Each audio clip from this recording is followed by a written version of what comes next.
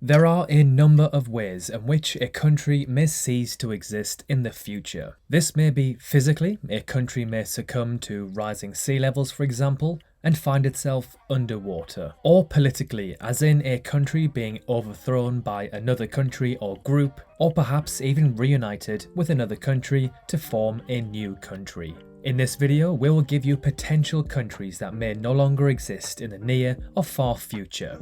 I'm your host Sam, and you're watching the Geography Bible. Alright, let's kick off this video with my home country, the United Kingdom. The kingdom that is united. Or perhaps not for much longer. The term United Kingdom became official in 1801, when the Parliaments of Great Britain and Ireland each passed an Act of Union, uniting the two kingdoms and creating the United Kingdom of Great Britain and Ireland. In 2014, Scotland voted for its own independence. The Scottish people decided to stay within the UK, with 55.4% versus 44.7%, with a total of 85% voter turnout. So if those 15% of Scots who didn't vote voted to leave, Scotland would no longer be part of the UK. If another referendum does take place, there is a serious chance that this time the Scottish people may vote to leave the UK. If they were to leave, how much longer would Wales, England and Northern Ireland continue to decide to stay together? The United Kingdom could collapse, leaving each country to become their own nation. South Sudan. They are extremely impoverished, have spiritual and racial tensions,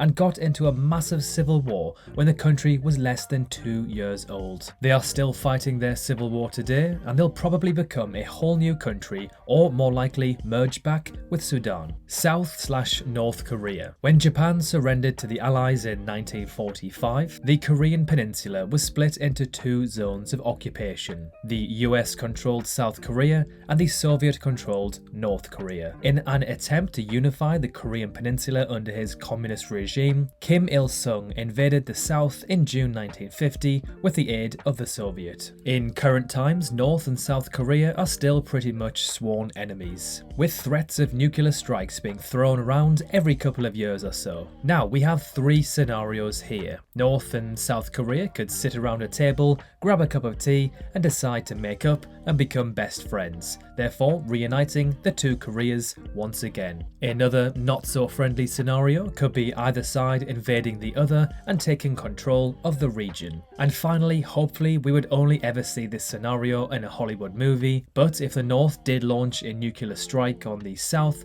then this could lead to the total destruction of the Korean Peninsula. Taiwan, a very hot topic right now. China claims Taiwan as its own, but Taiwan claims to be its own independent nation. The vast majority of countries around the world support Taiwan's claim. If China ever decided to use military force to take Taiwan, then the country, which is recognized by the majority of the planet, could dissolve and simply become part of China. This may trigger a catastrophic outcome, as many nations around the world would intervene, possibly sparking World War III. Tuvalu, Kiribati and the Maldives. Three beautiful tropical island nations.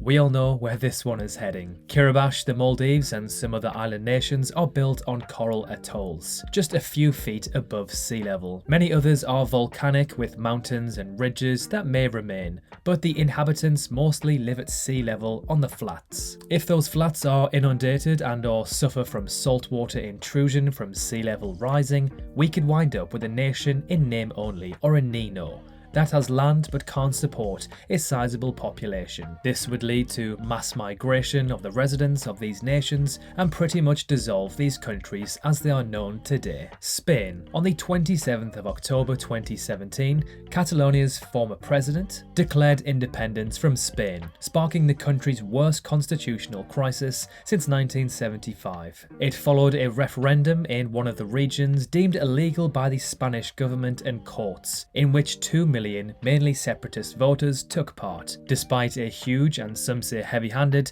police operation to stop them. Catalonia does have quite a lot going for it economically. It has the highest GDP out of any of Spain's regions, with an economy about the size of Denmark's. When it comes to trade, it punches above its weight too. Its exports are worth around 71 billion euros, more than a quarter of the national total, with cars, food, products, and chemicals being shipped around Europe and the rest of the world. A future referendum similar to Scotland and the UK could see Spain being broken up into different regions or separate countries, perhaps northern and southern Spain. Yemen. Yemen is currently going through a civil war that has been active for over 6 years at this point. If the Saudis and Yemeni can't control the conflict, it could likely fall into becoming a failed state sometime in the future, much like Somalia was in the 1990s. Belarus. A recent meeting between President Vladimir Putin and Alexander Lukashenko prompted familiar discussions on the possibility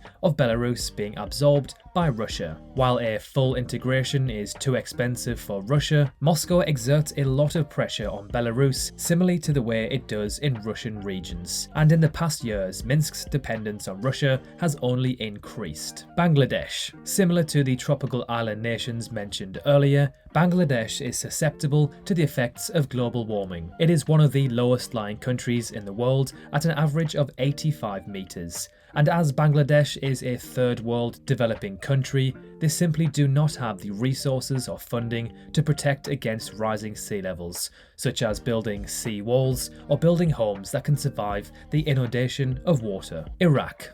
Now this one is very plausible. Iraq, much of which has already split in practical terms, may never reunite as one country again. ISIS jihadis control much of the west of the country and Kurds hold the north, leaving the internationally recognised government entrenched in its southern strongholds. It is very possible that Iraq will end up splitting into 3 separate countries along tribal lines.